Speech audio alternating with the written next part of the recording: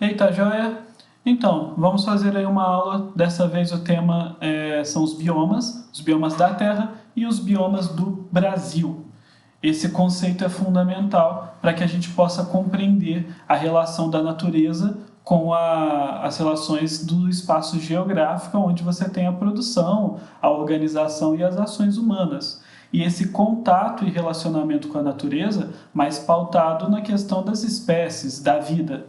E é todo um processo bem encaixado, bem planejado, onde vários fatores se relacionam e a combinação desses diversos e mais variados fatores resultam num ambiente propício, adequado para uma espécie de vida, para um grupo de espécies de vida que vão conseguir viver bem dentro de suas condições ambientais somente ali.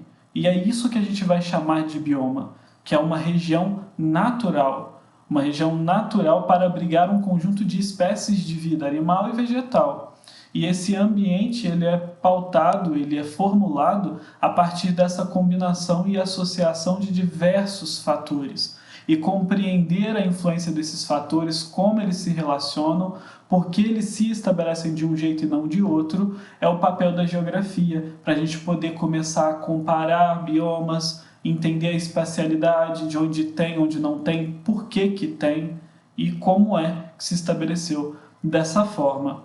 Bom, como eu já disse, bioma é uma região geográfica natural. Portanto, o ser humano é incapaz de reproduzir um bioma. É só ter como modelos zoológicos, que não conseguem reproduzir o ambiente de vida para os animais, tanto que os animais vivem infelizes e não conseguem se adaptar àquele ambiente, porque não é o ambiente deles, não é o habitat deles. E, inclusive, alguns países do mundo já têm como lei a proibição de criar animais em zoológicos. Os animais podem abrigar apenas animais que não conseguiriam sobreviver na natureza por conta de alguma doença, de algum problema, de alguma coisa do tipo. Já que o ser humano é incapaz de reproduzir esse ambiente que é o habitat do animal. É só você pensar, você tem ambientes que gosta de frequentar e ambientes que não gosta, onde você se sente mal. Nos ambientes que você se sente bem, tem um conjunto de fatores que te fazem estar bem. Tem a ver com a luz, com a temperatura, com o que tem para você fazer, com a alimentação, com as pessoas que estão por perto ou a ausência dessas pessoas. É um conjunto de elementos que te fazem sentir bem ali e estar saudável, feliz, com perspectiva. Isso é um habitat, isso é um ambiente. E é isso que a gente vai chamar de bioma quando você generaliza para todas as vidas que vivem ali e uma depende da outra dentro desse processo ambiental. Então é um conjunto que vai abrigar a fauna, a flora, o clima, e isso tudo tende a ter uma origem uniforme. O fato da fauna ser de um jeito vai ter a ver com a flora, que tem relação com o clima e que tem a ver com a origem geológica daquele ambiente. O tipo de rocha, o tipo de solo, com o relevo, com o clima, e aí a fauna, a flora, as coisas se combinam e se encaixam perfeitamente. Para uma vegetação ser alta, para você ter uma grande árvore, você tem que ter um solo profundo para suportar o enraizamento daquela vegetação, você tem que ter a água naquele ambiente e essa água vai interagir com a rocha que pode produzir solo, processos erosivos que vão influenciar no estilo de vida aquática e por aí vai. Então o bioma é um sistema extremamente complexo, rico e, portanto, delicado. Extremamente delicado.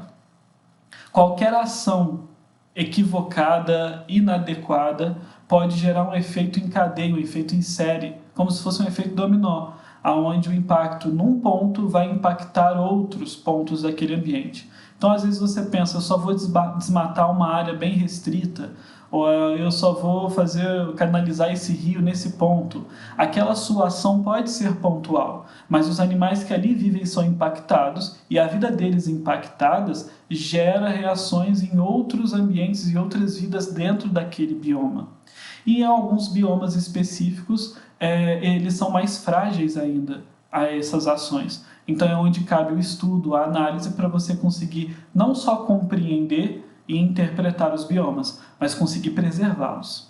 No mundo, nós temos 7 grandes biomas, que são os biomas clássicos, que seriam as tundras, a taiga, a floresta temperada, a floresta tropical, os campos temperados, as savanas e os desertos. Os do Brasil são definidos pelo Instituto Brasileiro de Geografia e Estatística, que define os biomas nacionais.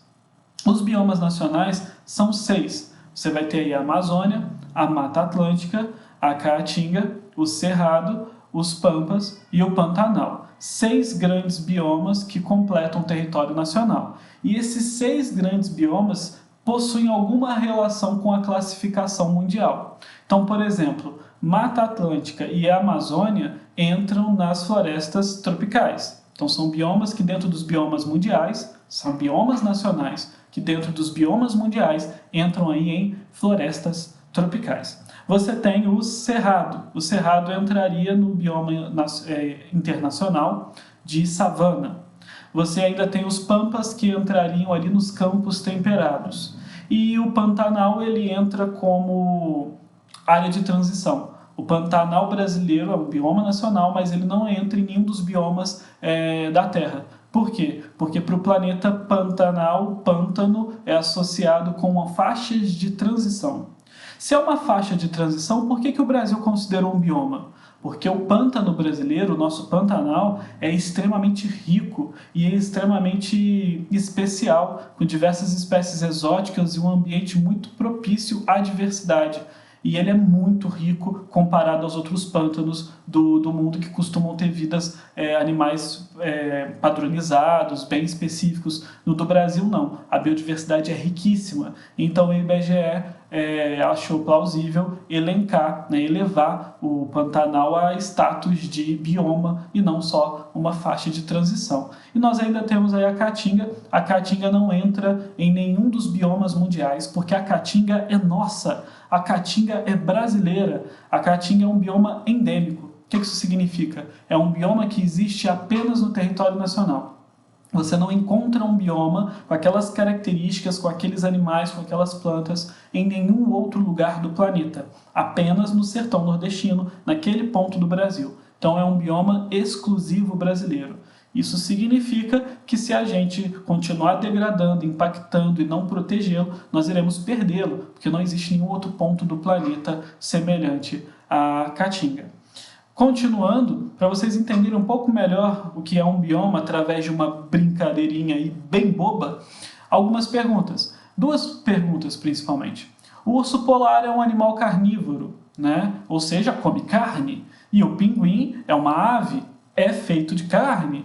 Se o urso tiver com muita fome, por que mesmo estando com muita fome, o urso polar não come o pinguim? Bom, a resposta é porque eles vivem em biomas diferentes. O urso polar vive no Polo Norte e o pinguim vive no Polo Sul. Então um animal nunca viu o outro, exceto no desenho do pica-pau, como está nessa imagem aí. Mas se tu botar um pinguim na frente de um urso polar com fome, ele vai ser comido. Ou uma outra pergunta, se a gente for fazer uma disputa aí de MMA entre o leão e a onça pintada, o leão típico da savana africana e a onça pintada típica das florestas tropicais da América do Sul, qual animal vence a luta? Depende. Essa luta, essa disputa, vai ser na savana africana ou vai ser na floresta amazônica? Se for na savana africana, o leão vai vencer, porque ele se adapta ao ambiente. O pelo dele tem a mesma tonalidade que a vegetação da savana. Ele sabe como se comportar. O organismo dele é adaptado àquele ambiente mais seco. Enquanto a onça pintada é adaptada à Amazônia, onde ela pode nadar, e nada muito bem, onde ela pode subir nas árvores e aonde essas pintas pretas dela faz com que ela consiga se camuflar atrás da vegetação da Amazônia. Então depende do ambiente. Isso tudo, essas bobagens todas, é para te mostrar a importância de que um ambiente com todas as suas características tem para as vidas que ali habitam, ok? Continuando, a gente tem um mapinha aqui da espacialidade dos biomas internacionais, né? As pradarias, savanas, desertos, taiga, conhecida como floresta boreal, floresta temperada, floresta tropical e a tundra, essa espacialidade. Observem que a taiga e a tundra estão mais concentradas nos extremos do planeta, principalmente no polo, perto do Polo Norte, porque lá tem mais terras. Se a gente tivesse uma maior proporção de terras no extremo do hemisfério sul, nós teríamos esses biomas ali também. Mas quase não tem terra no hemisfério sul perto da Antártida, então a gente encontra esses biomas mais no Polo Norte. Depois, como uma faixa ali de transição entre um clima frio e um clima quente equatorial, você tem a floresta temperada, encontrada no hemisfério norte e no sul. E no meio do planeta, ali no entorno da linha do Equador, você encontra as florestas tropicais. Em alguns pontos, a depender de relevo, de corrente marítima, de corrente atmosférica, você tem as formações de desertos, que podem ser altos, baixos, quentes ou frios. O deserto pode ser frio, ok? A Antártida é considerada um deserto. O que faz um ambiente ser ou não ser um deserto não é a sua temperatura, mas sim a sua crise hídrica, a falta de presença de água no sistema. E uma observação, a floresta amazônica não é a maior floresta do mundo. A floresta amazônica é a maior floresta tropical do planeta. A maior floresta do mundo em extensão é a taiga siberiana, que se encontra na região lá da Rússia, principalmente, e alguns outros países vizinhos ali na Ásia Central. Essa é a maior floresta do mundo.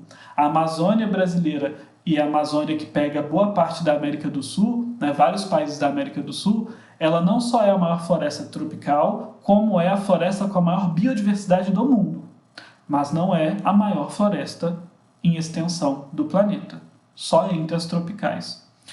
Continuando, aqui nós temos um mapa dos biomas nacionais, e aí a gente consegue identificar em verde o bioma Amazônia, em laranja o bioma Cerrado, em amarelo Caatinga, em azul claro Mata Atlântica, o rosa lá embaixo Pampa, o roxo, lilás, não sei que cor direito é essa, e o azul Pantanal. Esses são 6 biomas nacionais.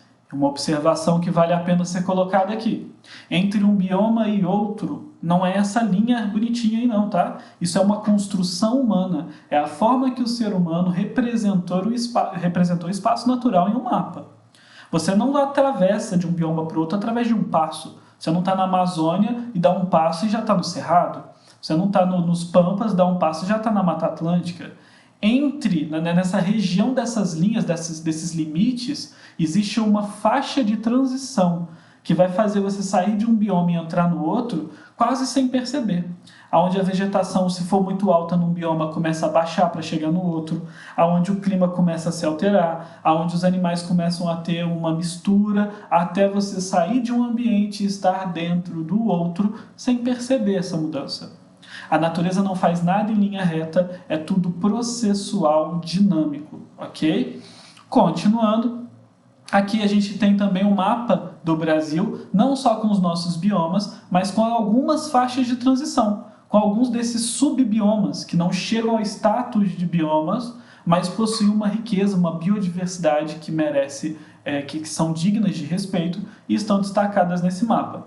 Não estão todas as faixas de transição. Estão só aquelas que têm uma quantidade de biodiversidade tão alta que merece destaque e são aí relevantes para o cenário nacional. Então você tem a mais em relação ao mapa anterior, a zona dos cocais em marrom, ali no norte, entre o norte e o nordeste brasileiro, fazendo a transição de Amazônia, Cerrado e Caatinga. E essa mistura gerou a zona dos cocais, onde se encontra ali em grande quantidade babaçu e carnaúba, por exemplo. Também temos aí a vegetação litorânea, que são os manguezais e as restingas, que é esse roxinho no litoral brasileiro. É a vegetação que se adaptou à presença de uma água mais salina, por causa da água do mar, com a água doce que vem dos rios do território nacional e o bioma da Mata Atlântica. Então essa mistura de elementos ali de Mata Atlântica com litoral, areia, água salgada, fez criar ali os mangues, as restingas, que são essas vegetações litorâneas. E ainda temos a mata de araucárias. A mata de araucárias, ela é também um subbioma, onde você encontra, infelizmente não encontra mais tanto, você encontrava uma região imensa, vasta, de florestas com araucárias, que é o eucalipto nativo do Brasil. É o único eucalipto brasileiro. Todos os outros eucaliptos que você encontra em território nacional foram trazidos de fora. O único nativo é a araucária. E eu disse que encontrava porque boa parte desse subbioma foi desmatado, devastado, para alimentar principalmente a indústria moveleira. Continuando, agora eu trago características bem pontuais assim, de destaque para cada bioma. Na Mata Atlântica, nós temos aí que lembrar que de 12% passou para 7% a área ocupada pela Mata Atlântica por conta da devastação, sendo aí o bioma mais destruído desde a nossa colonização até hoje. A alta diversidade de árvores, a Mata Atlântica ali em 1 km² você encontra uma riqueza de diversidade entre espécies de plantas enorme. Porque numa floresta normalmente você encontra uma mesma espécie repetida. Na Mata Atlântica não. Relação íntima com as cidades. As nossas grandes cidades, as nossas principais capitais, quase todas elas, estão no litoral, porque ali começou o nosso processo de colonização. Então elas se desenvolveram tendo um relacionamento muito íntimo com a Mata Atlântica. A Amazônia, 20% da vazão do mundo. Se você pegar todos os rios do planeta que despejam suas águas nos oceanos, só o rio Amazonas representa 20% dessa vazão. Estima-se que a floresta amazônica tenha de 10 a 20% de todos os animais e vegetais, espécies do planeta. E os solos são pobres. Tanto calor e umidade gera muito intemperismo, muita erosão, muita lixiviação, e o solo é extremamente desenvolvido e desgastado. Cerrado, 2 estações, endemismo, é o bioma com a maior taxa de endemismo do país. O que isso significa? Os animais que só existem em um ambiente, só são encontrados ali, são exóticos, endêmicos. O bioma cerrado é o que mais tem esses animais e plantas, principalmente ali insetos, animais de hábito subterrâneo. O cerrado abriga uma diversidade muito grande de animais que só existem ali. E é considerado uma caixa d'água natural do país, por ser um bioma numa região de planalto, que absorve a água da chuva no período de umidade, de maior umidade, e represa essa água que vai brotando no relevo, alimentando os rios, os mananciais, durante a época de seca, já que o cerrado tem 2 estações apenas, uma úmida e uma seca, e o ano inteiro quente. Raízes profundas. Essas árvores, para conseguirem ter água no período da seca, precisam mandar longe, né, ir bem fundo com as suas raízes para conseguir pegar essa água represada e se manterem aí nutridas. A caatinga, solos ricos, por causa da crise hídrica, a ausência de água faz com que não haja tanta lixiviação e, portanto, o solo não é lavado e seus nutrientes não são levados embora. Se você pegar a água da transposição do Rio São Francisco, né, e irrigar esse solo, você consegue plantar muita coisa aí, porque esse solo é extremamente fértil. No verão, em altas temperaturas, o solo pode ultrapassar aí, ou chegar aos 60 graus. E as plantas são adaptadas à conservação de água. Nesse bioma, as plantas se adaptaram a viver a maior parte do ano sem uma gota d'água. Elas são específicas para isso, são as plantas xerófilas. E aqui nós temos o Pantanal, onde 80% da sua área, em média, é inundada anualmente. E por dia passam 178 bilhões de litros d'água por ali. E é um ponto natural de parada. Além dos animais que ali já vivem, você tem os animais que migram pela América do Sul e param ali para poder se alimentar. E por fim os Pampas, onde nós temos a Lagoa dos Patos, a maior laguna da América do Sul, uma lagoa de água salgada que vem do mar. E gramíneas é a espécie vegetal característica dessa região, que são essas gramas bem uniformes nesse ambiente de coxilhas, essa série de colinas, e tem a temperatura mais baixa, a média de temperatura mais baixa do país, com 20 graus, o que é algo elevado, né? Então pare de dizer que na região sul do Brasil faz muito frio. Não, faz muito frio só no inverno, porque o verão de lá é bem quente, tanto quanto o resto do país. Beijos de luz, passar bem.